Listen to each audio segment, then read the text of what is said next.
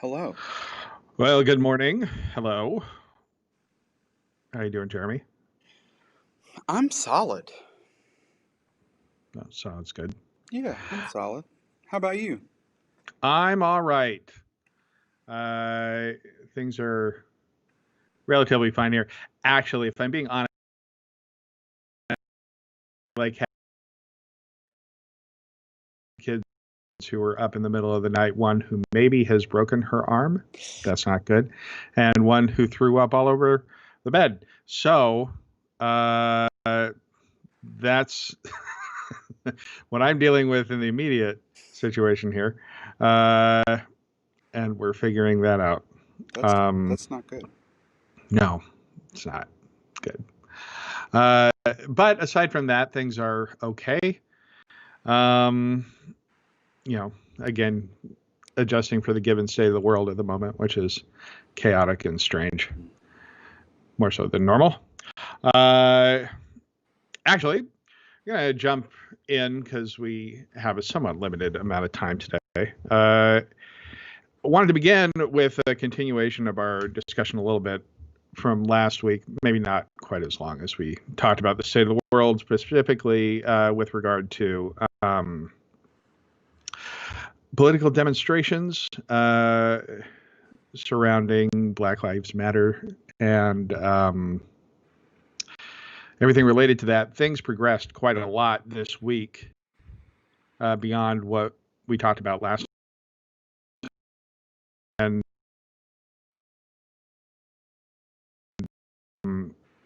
helped clarify some things for me. I certainly felt a little, in retrospect, in our discussion, unmoored from things, uncertain about stuff, and perhaps was less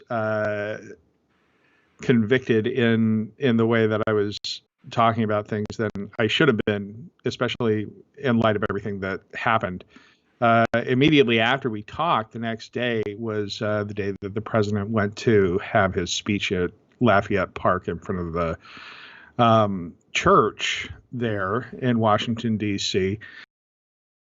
And in order to make that happen, the police shot tear gas into a crowd of peaceful protesters to disperse them so that he could walk across the street, hold up a Bible for a second, and then walk back across the street. Uh, it was, I don't know.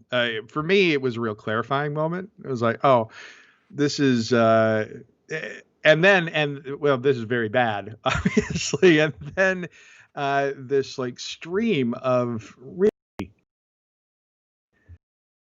intense sort of, um, you know, images of the police disrupting or stopping protests in ways that were really eye opening, at least for me.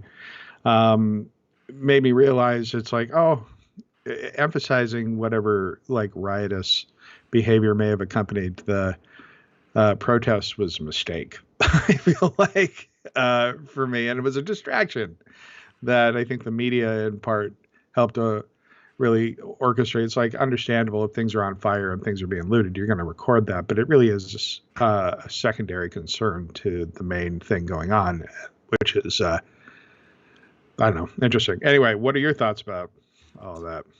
Well, there's an extent to which being in Fayetteville has sort of provided some firsthand exposure that not every community on the planet um, has had.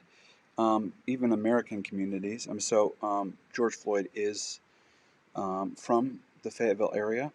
His funeral, one of them, one of three, was in the Fayetteville sort of metro area in a community called Rayford, which is one county over, but some of Fayetteville sort of dips into that area. Um, so and we have spent the week as a community sort of processing um, the what was a very intense and I think for some traumatic um, protest last Saturday, and that we did not have the sort of, when you and I talked last Saturday, didn't quite have the full picture of. And then there have been other demonstrations throughout the week, and our um, downtown area, really until this morning, has been sort of blocked off by both by concrete barriers and by presence of the National Guard and local police. Um, and I'm downtown now. I just drove downtown a bit ago, and this is the first day I've seen the main drag, Hay Street, open. Uh, Although right down by the Market House, which we talked a little bit about last week, which is kind of it's a centerpiece. It's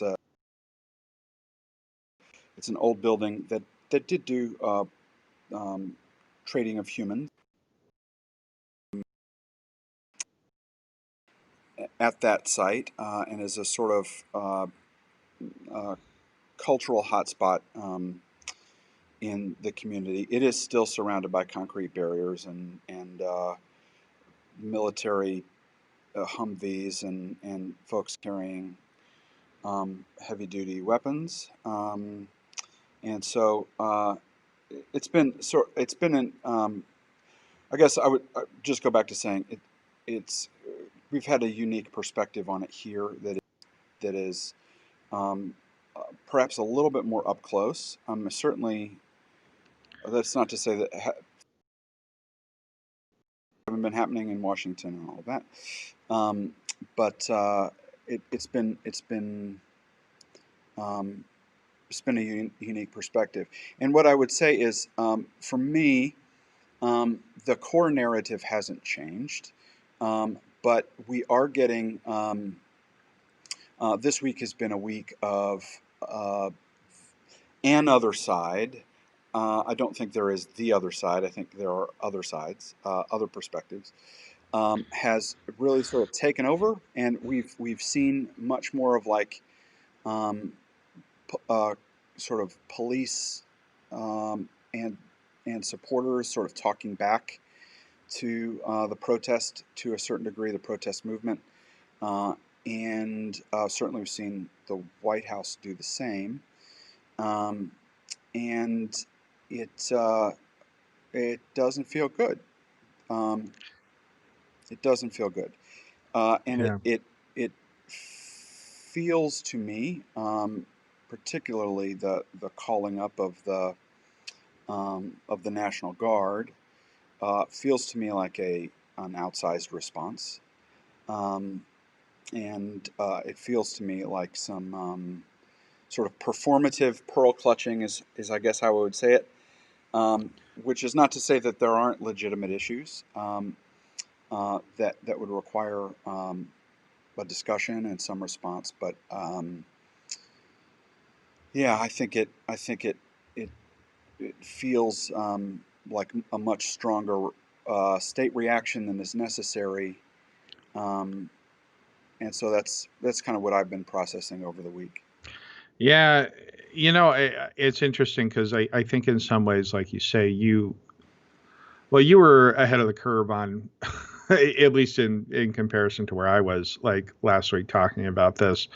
Part of that for me was because the media coverage of everything here in Los Angeles really focused on the more disruptive aspects of the protest, the fires and the looting, which in context there wasn't as much of as it felt like, but that really was the whole emphasis of the thing, which is uh, understandable to a certain extent, um,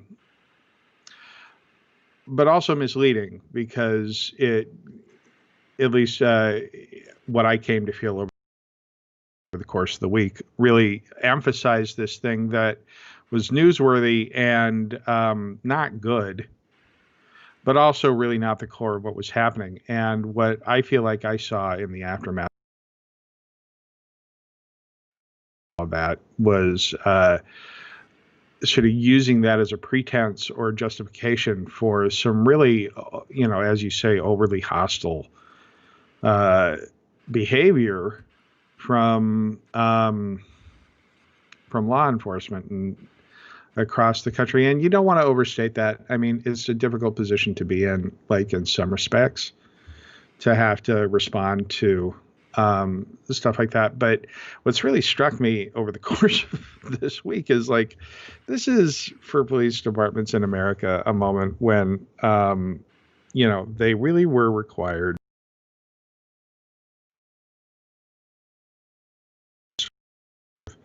be on their best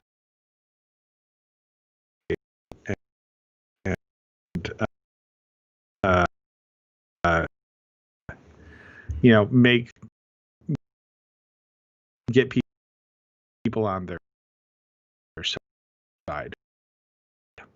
Like that was the opportunity that was given to the police, and that has not worked out well for them. I feel like there's something happened really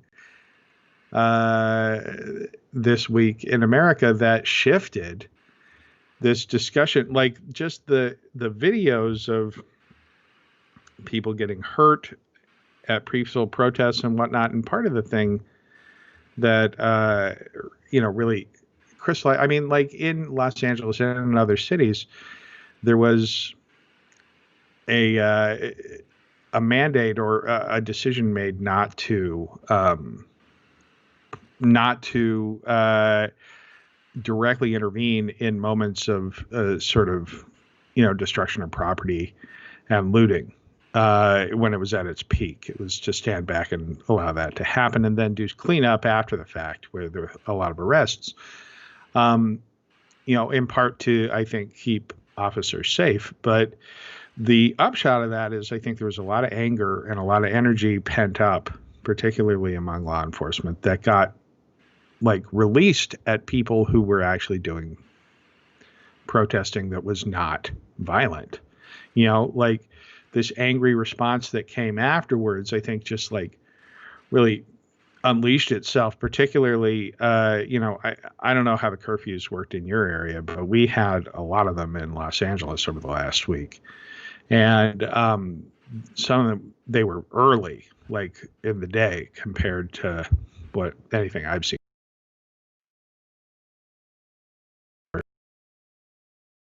In the heart of LA, they began at 1 in the afternoon on one of the days, and we're starting at 4 in a lot of areas. And there was a situation on one day where they curfew was set for 8 p.m. and then at 5:15 got moved to 6, giving people 45 minutes to find out about the curfew at all and then get out of wherever they were, which was not feasible for a lot of people. And in retrospect, it really looks like that was a retaliatory measure in some ways, because a lot of the people who ended up getting detained during that time were peaceful protesters. It just, between that and the church thing where, Trump cleared the park by shooting tear gas into crowds of peaceful people, including, so he could stand in front of the church, including people who were clergy members at that church, getting cleared away from it. I think this could end up being one of those situations where in history, this is going to be looked at as a real pivotal moment. You never know, but it has a feeling of something shifted. Yeah, I this agree. week in the conversation. I had some friends comment to us in Shakespeare world who were observing the there's a scene in Richard III in which he essentially does the same thing. It creates a photo op, as it were, holding a Bible and sort of pretending to be holy, and discussing sort of outside of that moment, Richard discussing his his sort of awareness that he's putting on a character and putting on a performance. And Well, that was some, yeah. That's a good insight. And that was something we wanted to talk about, actually, like the way that Shakespeare in his work has dealt with moments and situations like this. You look through his plays, there's actually some real insight into like crowd, the psychology of crowds and mobs or demonstrating, groups of people and how that converges with things politically. I was thinking about Julius Caesar, for instance, and the whole act after Caesar's death or murder is about relating crowd sentiment one way or the other in order to meet political ends, right? That's what Mark Antony's speech is about. Well, Brutus and Mark Antony presenting two competing attempts to get the crowd on their side, right? And get them to support their position, and Brutus trying to tamp down the prospect of a revolt, and then Mark Antony stirring it up. And the way that what's striking to me about thinking about Julius Caesar in regard to this is that play, it has a definite point of view that that the murder of Julius Caesar was wrong. I mean, in the moral universe of that play, that's the point, right? Like, Brutus gets punished for it. You disrupted the order of things. The murderers end up, paying a price, and so theoretically, the moral energy of that play is on the side of Mark Antony, for instance. But what's striking is like the events that happen after his speech, when he finally turns the city against the conspirators and the murderers, and this large scale protest and riot turns out. There are murders that happen in the streets because of it that are not fair in the context of the play. You know what I mean? And the disruption to society is really terrible. And that's part of Shakespeare's point, I think, that once you've unleashed the powers of disruption to order, then terrible things happen after that. And in some ways, it's like Shakespeare was clearly an institutionalist, right? Like a somewhat conservative person in that respect, small c conservative. But there's also this idea that as a corrective, which Mark Antony's leading of that protest and whatnot is, violence and disruption is necessary, and that it's not just that it's necessary, it's a natural, thing that'll follow from disruptive, behavior. And, the morality of, it's a shame that it's happening. Again, I think there's that scene where where the wrong person's getting killed in the street, after they're looking for, people who supported the murder of Caesar. And it's like, Caesar's murder was wrong. This is an important thing that has to happen. The people have to revolt. But in the course of that, terrible things are going to happen too, that are bad that are just like morally wrong. There's a sophisticated, a way of looking at all of this, filled with moral ambiguity. And that is not the way that sort of our conversations about these things tend to progress on the public in America. I don't know. Can you think of other instances of sort of the way that Shakespeare treats the question of public protest, or you know, any of that kind of thing? Well,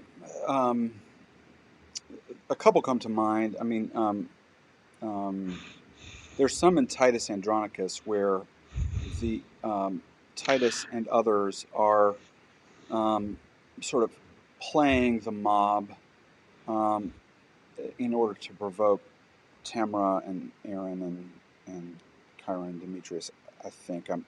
Um, and so there's some there, and there's quite a bit, of course, in the other play about the mob, which is, I think, Coriolanus, You're right. I was going to say. and which is sort of about two mobs, and Mhm. their treatment of a public figure, and sort of how he does and then doesn't and then does and then doesn't belong to that group. Right. And I think there's quite a bit there. Yeah. Well, what's striking about Coriolanus is how contemptuous Shakespeare is of the public, right? In that play. I mean, I think some of that is about channeling the worldview of the character as he's conceived it, right? It's like, you know, the mob is stupid and terrible, and the individual is, you know, the you know, the individual is really the key player there. I mean, it's a strikingly sort of cynical, uh, and not just cynical, but like angry sort of denunciation of the crowd, and the way that they're manipulated throughout that play is fascinating. Yeah, what's interesting to me too about this is, like, if you see the treatment of these things, Shakespeare clearly is drawing on some sort of lived experience in terms of how people are, you know, respond to, you know, he has some definite thoughts about, like, the psychology of crowds, and I'm curious where that, you know, if you look at where that comes from, what things Shakespeare lived through, you know, leading up to all this, and that maybe contributed to that. And certainly it was a time of not far distant political unrest, right, in England, leading up to Shakespeare's career as a writer. Uh, and it's worth remembering that the Queen, you know, the head of state in England, was only put there after, you know, a bloody and difficult war, right? I mean, you know, that resulted in the execution of of the last leader of the country, right? Of Elizabeth's sister. So, I mean, these are people who knew something about this, right? Like, both Shakespeare and his audience had some specific ideas about it. So, I don't know. There's something to be seen there, perhaps. For sure, and of course, and I do agree with you that I think we're in a different kind of moment right now. I think there's a turning that's happening, and Right.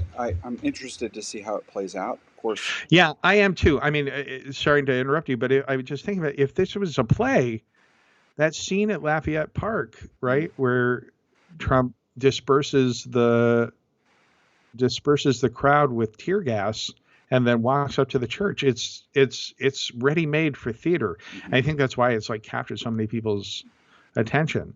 Like, you see the canisters getting shot. You could see him like getting shot into a crowd on stage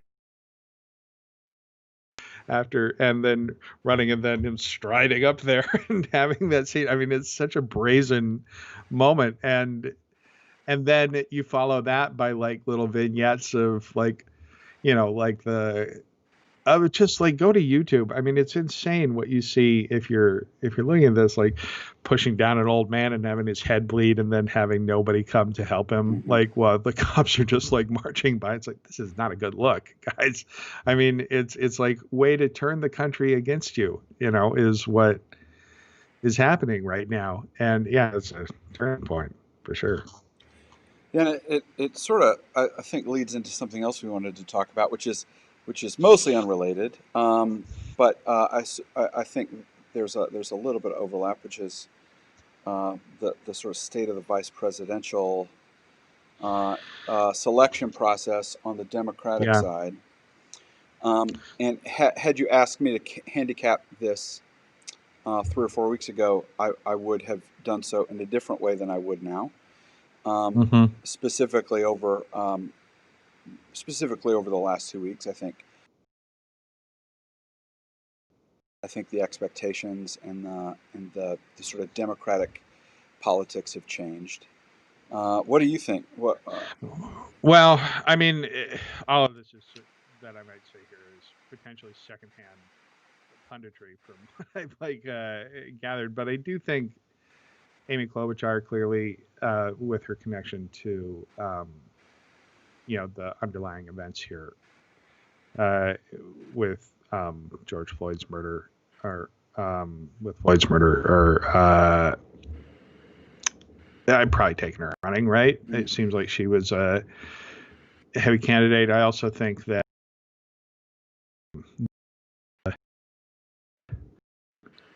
pressure on Biden to choose is probably really increased quite a bit. And I do think that it is, the result of, events on the ground here really changing the dynamics in a big way. Yeah, I think had I like I think 3 and 4 and 5 weeks ago even the there's a good argument to be made that maybe Biden would go with someone sort of truly on the progressive wing, and bring in somebody like an Elizabeth Warren. And I'm there were other good reasons to do other things. I mean, his entire campaign was rescued by Congressman Jim Clyburn in South Carolina, and so there was a lot of thinking at the time that Biden would have to. This was back in wherever it was, February. Um, that Biden would need to say thank you to the black community that rescued him there at the time. But I think since Bernie was sort of the last candidate standing, and his Bernie supporters are particularly passionate and particularly progressive. I think the argument that was resonating for me the longest is that he would have to sort of reach out and bring in the progressive wing of the party, and I think in the last 2 weeks that has changed. I do Well, not. it's just reframed the argument, right? Right. I think that probably was the calculus, and now suddenly that people are thinking about, right? It's not the primary concern. I mean, there is an argument to be made that the bleeding edge of, the police argument and all of this really does favor a more radically progressive candidate, someone who's looking to abolish the police and whatnot, which would line up with a lot of the more passionate Bernie supporters. But I think that for the broad sort of middle of the Democratic Party and the country at large, that's their primary concern is going to be to try and find somebody who can make people feel like some reconciliation is happening, Mm-hmm. and that is probably going to lead them away from the more sort of revolutionary options out there.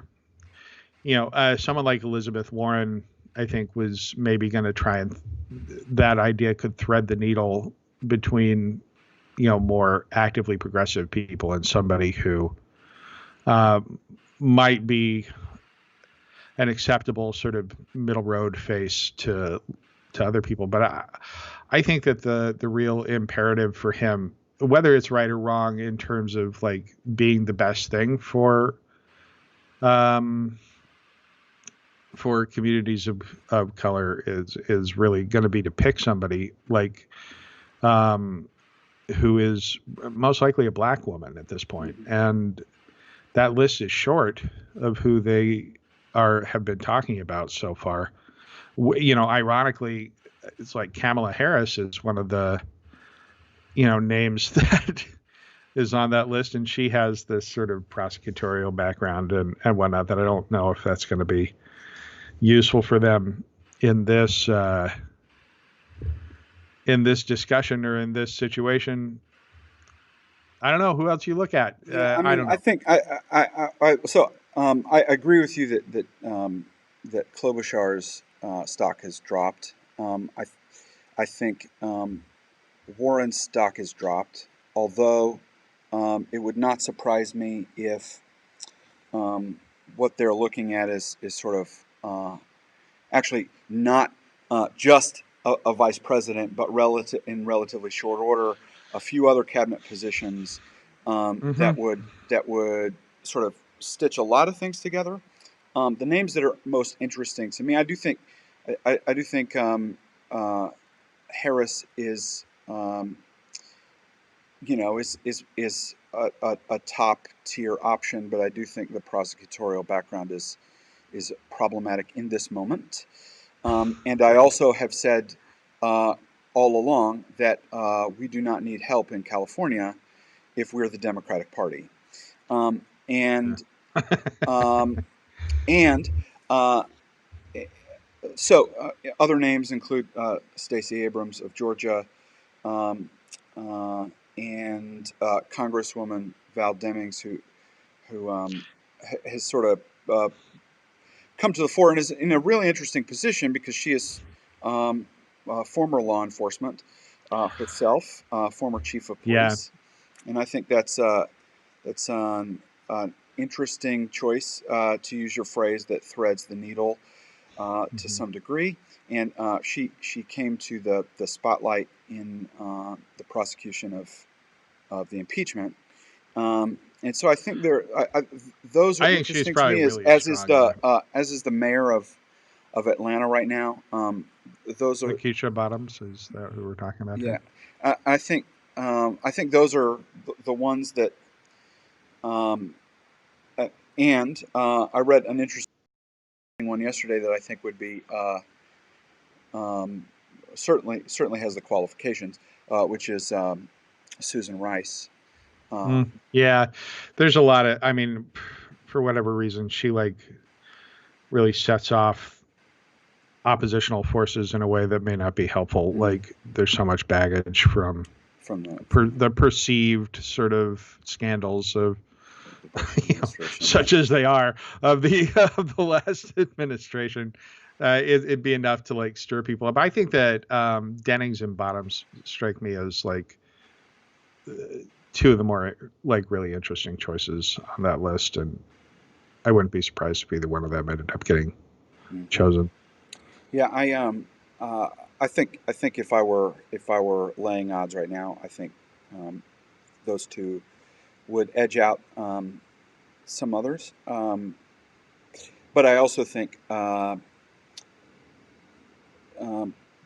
I, I think we're going to see um, a package of a handful of potential cabinet members It's who are interesting. meant to sort of build a coalition, and I think it's going to be. Um, I think we would see something that would uh, be a concession to the progressive wing, and the sort of the Bernie passion, reach out to those folks, and I think we're Yeah, going to see um, reaching out certainly to the black community in certain ways, and I also think we will see reaching out to the Republican Party. I think that Biden has established himself as a very firm moderate with foreign policy credentials and a history of reaching across the aisle, and reached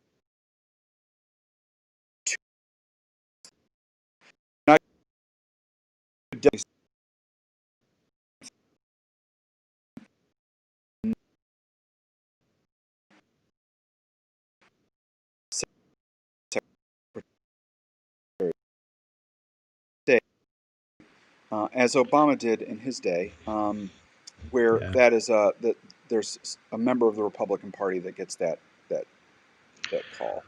Well, it seems like Biden's theory of the game right now is really to create this shadow presidency, right? To let people know this is what you could have instead of the thing that you've got Yeah, right now. And so I suspect you may be right there. yeah. So we'll see what happens. And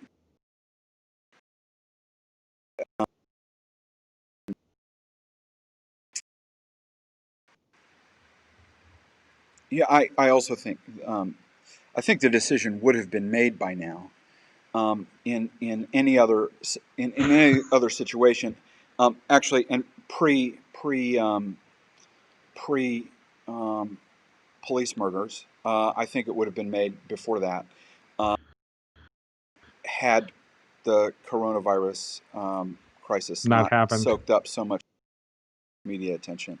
And so Right. now I think it's a matter, frankly and coarsely, of timing, to see when and if the coronavirus narrative begins to take a back seat. And I certainly think there's reason to think that will be happening toward the end of this month and into July. And then I think it's about how you can frankly and coarsely, again, capitalize on this narrative that's sort of driving things now. Yeah. And I hate to say it that way, but I think that is how these people think, these strategists and consultants and Well, things like that. yeah. It'll be interesting to see how that goes. Um, Definitely keep an eye on that.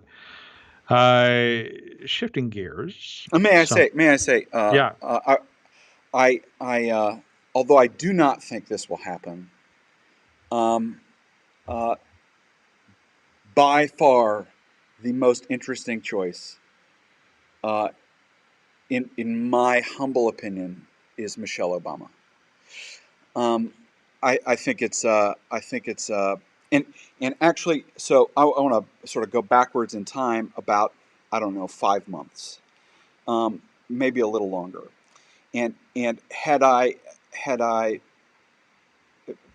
been had we had this conversation then, I think my conversation would have been, I think that my argument would have been that there's a real interest in the in moderates and people like slightly left of center, not the Bernie folks, but um, a real interest in uh, rewriting what they think Donald Trump has spent his presidency erasing from the Obama White House, and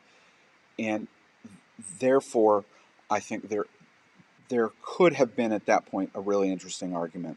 Um, uh, Certainly, it's like I'm going to get into dangerous territory here a little bit, but in the way that Hillary Clinton was a sort of an interesting potential candidate before she was a senator. Um, Spouses have exposure, right? Spouses have exposure to all of that Well, stuff. yeah, they And do. certainly she has her own set of qualifications, both as a public figure and as a PhD. Right. But you do step into with that choice. I mean, I don't think it's going to happen either. So it's kind of an academic discussion. But the there is the Hillary comparison is apt, and I think it's apt in this way as well. Like, in addition to being an interesting choice for all the reasons that you said, the problem that presents is like, one, I think that Clinton's nomination was beset by a lot of different factors that contributed to her losing. But one that I think needs to be considered heavily is like the real sort of well of opposition that existed to against her, as that had been built up over a period of years. Now, I think you'd be tapping into a certain amount of that with Michelle Obama, not in the same way. I mean, she was always a much more popular figure than Hillary Clinton was, broadly speaking, in the country. But like the people who she inspired antipathy in, it's ferocious, like in a way that is, to my mind, sort of completely mystifying, like and unjustified, but is nevertheless there, right? And there is something. The loss to Donald Trump in the last election really highlighted for me, and maybe it's the wrong lesson to take, but highlighted for me this idea that there's maybe not, it's not necessarily a good idea to like pick people who are incredibly divisive to be your standard bearers in a national election. And I don't think that Hillary Clinton and Michelle Obama are divisive for the same reasons, but they both are, and it seems like there's this weird thing about Biden where he's like, I think because he had such a long career and was sort of an independent political figure previous to his being in the Obama administration, that oddly, like the intense, again, antipathy and anger that Obama and everything surrounding him seems to inspire in the people who are on the base and the right, it bypasses him to some degree for some reason.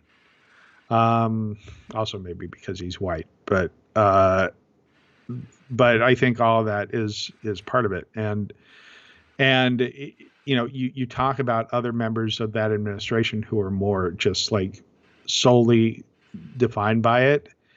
In a weird way, I think it like offers this sort of energizing element to the right that it might be a good idea to leave that on the table. I don't know.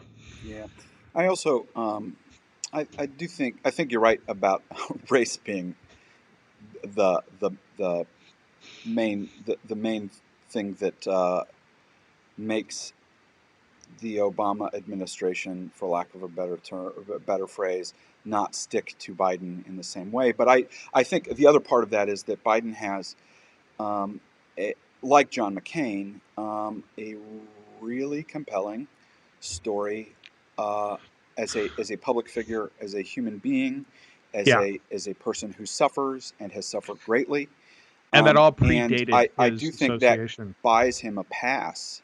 Yeah. Frankly, it buys him a pass with regard to what I will never argue is not problematic behavior. I mean, he Right. he is a gaffe machine, I know. and not just a gaffe machine, but has said things when he is in control of his mouth that are dangerous, and has done Right. things that are unacceptable if true. Yeah, it is. I keep like turning like how it is it that for some reason he continues to be viable and maintain popularity. And I think part of it is that for all of the stupid things he has said and done, he has shown, I mean, this could be argued as a bad or a good thing, a malleability and a willingness to, change tack and shift in the face of what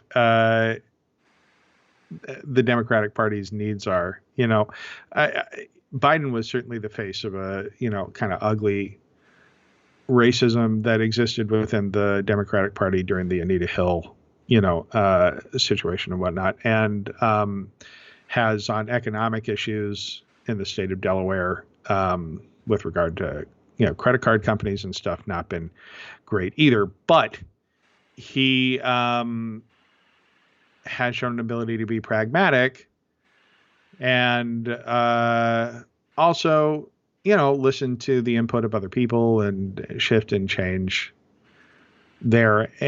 And like for all of that, like I think he has this, like, it's sort of this same thing as Donald Trump in this way, which is a weird comparison to make. But, people say Donald Trump's a truth teller. That's not really what they mean. Everybody knows Donald Trump's a liar, but what they really mean is he's authentically who he is. Mm-hmm. You know what I mean? And Joe Biden is sort of the same situation. Joe Biden, like the core of him is authentic, right? Mm-hmm. Which, in spite of the fact that that he might be movable and changeable and unlikable in all sorts of other ways, the sort of core authenticity of the man, the core personality of the person, it's like I get who you are is kind of the idea. Yeah, and actually, it's great that you bring that up, because actually I think that's more often the determining factor in how we elect presidents than it is their politics. That's exactly right. Yeah, which makes the Trump-Biden contest so sort of interesting, potentially, because it is a pure distillation of two personalities that people are really going to be voting on. The thing about Hillary is that, she couldn't shake the feeling of being disingenuous, in people's public imaginations. It's like, I don't really know you. And she's clearly very careful to conceal the core of who she was, for understandable reasons. I mean, it's like, after all these years of having been scrutinized and, in terribly unfair ways and villainized, it's like she had this clear desire to be like, I'm not going to let anybody in. And people perceived that, and I think it worked against her. The thing about Biden and about Trump is they just are who they are, right? And so at the end of the day, I do think that that's what it's going to come down to. It's like, do I prefer this guy to this other guy? And, we'll see who people find more appealing at the end of the day, I guess. So speaking of Succession. Oh, hey. We got to talk about Succession. You finished the show?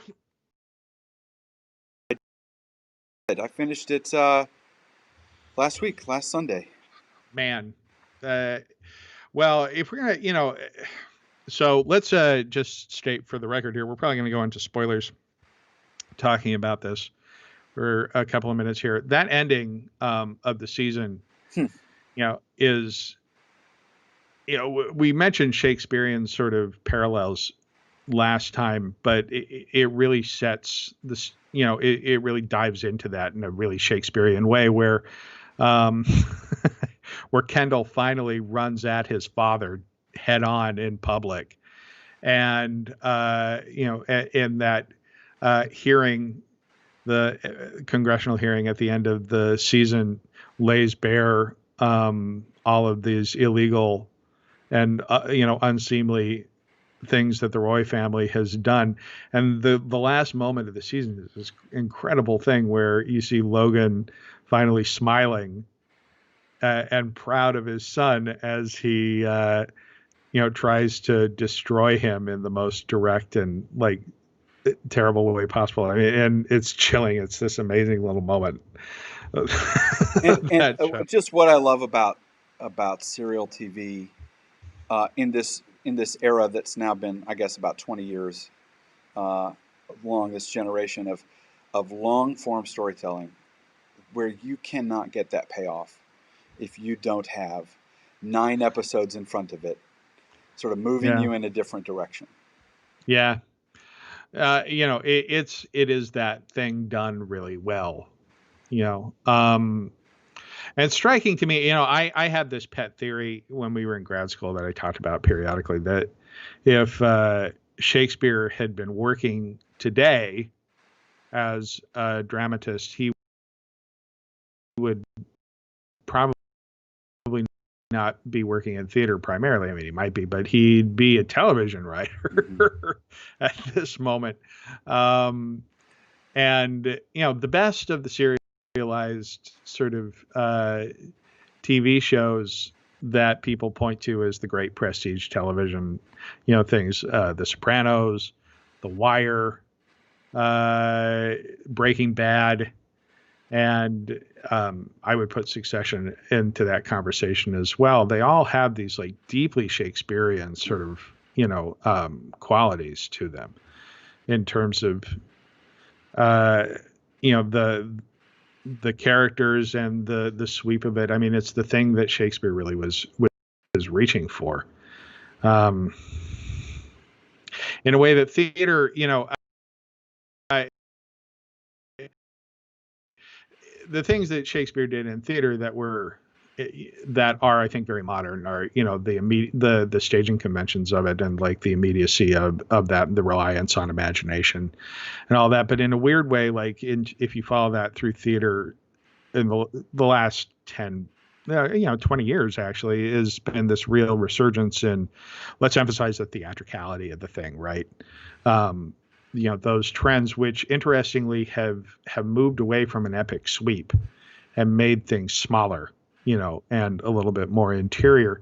And if Shakespeare was going to write on try to address the things that he had written before, you just don't find a lot of that in theater right now.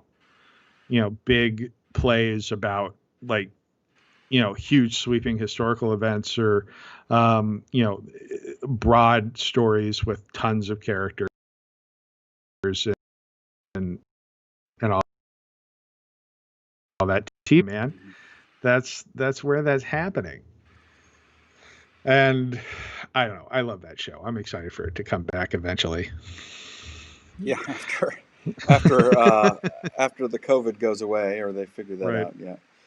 One of the other interesting things that happened in TV related to Succession and HBO is HBO just released HBO Max this last week, their new streaming service. Have you had a chance to dip in? I think you said you hadn't had a chance to look at it much yet. It is a weird service. Like it really, what it actually is like the clearinghouse for Warner Brothers. It's just like, hey, Warner Media content, we're just gonna all shove it into this thing and then call it HBO because that has a brand name that people like. And it's this weird hodgepodge of different things. Like Friends is one of their big anchors. Like they moved that off of Netflix because it's a Warner Brothers show and put it into there. And The Big Bang Theory, they're like two big, Warner Brothers, two really powerhouse sitcoms of the last 30 years. They've stuck into there as the only place that you can stream them. And then it has Adult Swim's library. It has Hayao Miyazaki's Studio Ghibli movies, and it has like a weird like hodgepodge of DC Comics properties in there, and then Turner Classic Movies, as well as like HBO's television and film libraries as well. And so there's nothing coherent about it. And the original series that have come out so far are relatively forgettable. Their children's stuff is interesting. They have Looney Tunes on there, like, which is another big vertical that they have set up. They're making new Looney Tunes cartoons for the first time in decades, and adding that to the full Looney Tunes library that you can find there as well. And Sesame Street, which I don't know how much people are aware of this, but is owned by HBO now. And they worked out a deal where all Sesame Street is produced by HBO, airs there first, and then a year later shows up on PBS. And so there's a whole bunch of Sesame Street stuff in there as well. So it's super weird, but it has this amazing catalog of classic films that comes from, I think, the Turner Classic Movie things. It's really, I think, making a run at trying to compete with the Criterion channel. And there are fun movies there. It's just like as a brand identity, it's all over the place. It just doesn't make any sense, but it's an interesting service. I recommend people check it out. Also has some weird Shakespeare sort of, it's not because they like tried or anything, but it gives you some indication of the breadth of like what you have there. There are just randomly a bunch of Shakespeare projects on there, like the HBO As You Like It. Did you ever see that? Mm-hmm. Way back. Yeah. Yeah, it's okay. But then also, Yes, it is just okay. yeah. Then Joss Whedon's Much Ado About Nothing. Did you ever see that one? I did. Yeah, it's there too. Yeah. And then HBO's Merchant of Venice that had that has what's his name? Has Al Pacino as Shylock, doing a very sort of hoo-ah version of that character as well. And then that movie, He's the Man, based on Twelfth Night as well. And so, I mean, I don't think that they tried to do anything Shakespearean on there. It just gives you an indication of like how we just got so much here. You can like throw a rock and hit something of interest to you in this service. So it's worth checking out. There's definitely it's good interesting. stuff to watch. Because all of the platforms in the last 2 or 3 years have approached Shakespeare in different ways. Prime now has, well, they did the Anthony Hopkins, Emma Thompson, et cetera, Lear. What was that? 2 years ago, roughly. No, it was last year. Yeah. So they've done that, and they have at least in my queue, probably because of my interests, elevated a Twelfth Night that was filmed and produced in UK. That sort of takes a cue from the Joss Whedon Much Ado, in that it's sort of set in a house and it's all one location, and it's not great. But it's interesting that they picked that up at least. And then of course the Netflix sort of Shakespeare approach was the King, with Timothy Chalamet and Robert Pattinson. Okay, can we talk about that for just 1 second Sure. here while you mentioned it? Here's my main concern about the King. Okay, so we're doing like a grounded, gritty version of Henry, sort of Henry IV into Henry V. And the weirdest thing about that is that they have Falstaff as a character, except this isn't your father's Falstaff. This is a dour, unpleasant Falstaff who, is not funny and hates everything. And I'm like, okay, Falstaff is not a real person. He didn't exist as a historical figure. He's based on maybe a couple of, potential people and stuff. But Falstaff is wholly a Shakespearean invention. And if you take away everything that makes Falstaff, which they do in this Netflix thing, what is the point of having Falstaff? Like, what are you doing with this character if like everything that is notable about him you strip out in favor of what? He's just some dude.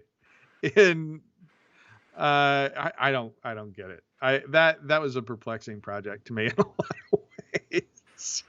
Also, I have to say as well, it's like this idea that they're going to be doing like this sort of reevaluation of Henry V. It's like knock him off his perch of how, you know what I mean? And it's like, even that is based on, in my mind, a misreading of the play, in that like in the play, he's off the perch already. He's already off the perch. That's the point. Yep. It's like you're not debasing something that had been made heroic in the text. The whole point of the text is that he's a scumbag. Like from Henry IV, 1 and 2, all the way up to Henry V, it's all about like, taking apart this national hero. And it's like, you can't just do it more in the play. Yeah, I don't know. I have my issues with that thing. It speaks to this like need to gritify everything in the current, you know, in the current approach to everything. It's like, yeah, it's this, except it's Henry V, except gritty. And it's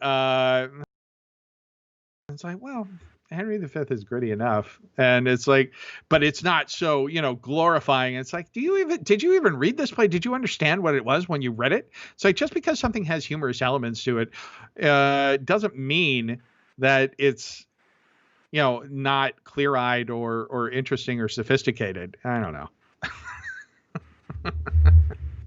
Yeah, I'm with you. Anyway. Yeah. Well, for a final thing that we had talked about, touching on briefly here, what are your thoughts about the strange furor surrounding J.K. Rowling of the last 20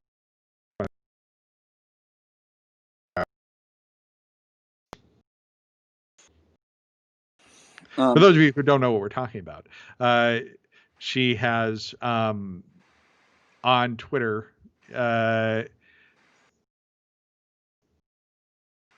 posted a whole bunch of different tweets, affirming her belief, which she's articulated less directly in the past over the last few years, that transsexual women specifically are not actually women, though she, holds no particular animus to that group and wants them to, express themselves however they wish, but would like to create a hard line dividing, biological gendered, people from one another, and has come in for a great deal of criticism, at least from Americans, in the last 24 hours because of that. I'm going to put on my public relations hat. Actually, I already have it on. The public relations part of this is, she's been pretty awful at this for years. The sort of willingness to provoke at the wrong time, and which is not to say there haven't been some good things too, but this is the latest and I think loudest in a string of a few instances like this where she has taken what she believes to be a progressive position and sort of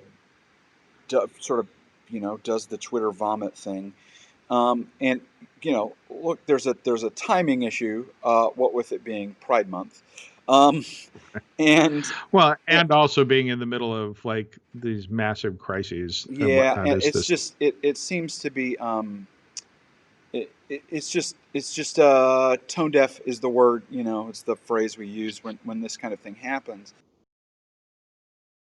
Right. But it does, as you mentioned before we got on, sort of highlight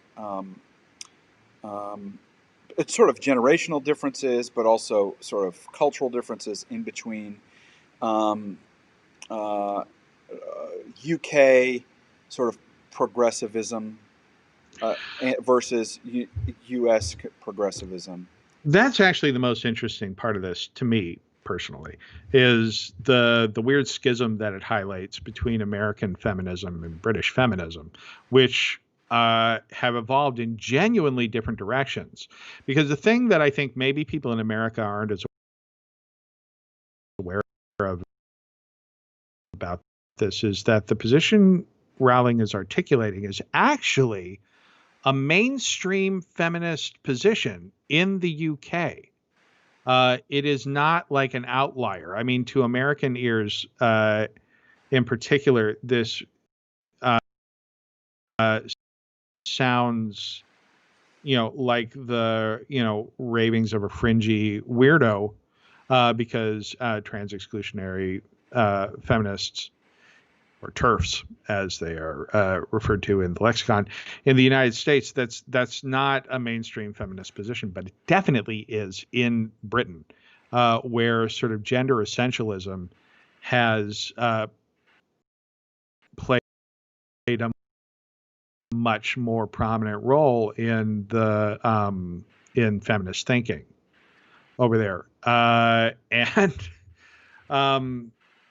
you know, so it's just interesting. It's like watching, you know, these like interesting parallel universes, you know, evolve into themselves over the last few years, and then have all this. I don't know if there's a ton of interesting stuff to say about J.K. Rowling specifically that you haven't already said. It does strike me. I saw somebody on Twitter the other day saying, just imagine that if J.K. Rowling had never gotten on Twitter, she would have gone down in history as being a beloved hero to everyone on Earth.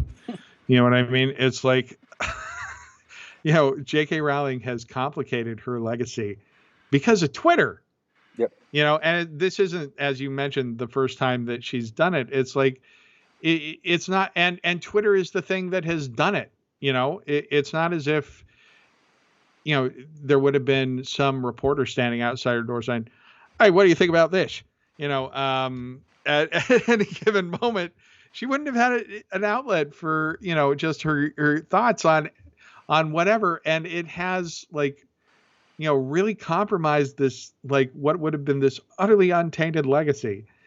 I think it also shows you, like, people find this out periodically. It's like, oh, my favorite author was XYZ, the most horrible person in the world on this, you know, or this or this. It's like Agatha Christie was a monster, or Roald Dahl was terrifying anti-Semite, you know, and all these things, but you don't know that, right? And she could have gone down in history without anybody knowing whatever weird little things there are about her. But Twitter exposed all that. Nobody should ever tweet, especially if you're a public person. I think that's the rule that people should take from this. Because you know what? Everybody is monstrous in some particular way. And the problem with social media is it, like, allows people to share that with the whole world. It's like, you can let your weird monstrosities be secret. You don't have to show them to everyone. I don't know. That's where I come down on that. Don't tweet, kids. Don't tweet. I started erasing everything I tweet like about a year ago. I was like, all right, I'm erasing all of my Twitter. And if I tweet anything, the longest it stays up is a week or so. And I couldn't be happier. It was a decision that made me feel really good about things afterwards. So good. All right, well, I'm heading to rehearsal. All right, man. Putting my mask on. Heading to rehearsal. Oh, hey, look at that. There you go. All right. All right. Well, I will see you in a week. All right, man. Talk to you later. TTFN. Thanks, sir. Bye-bye.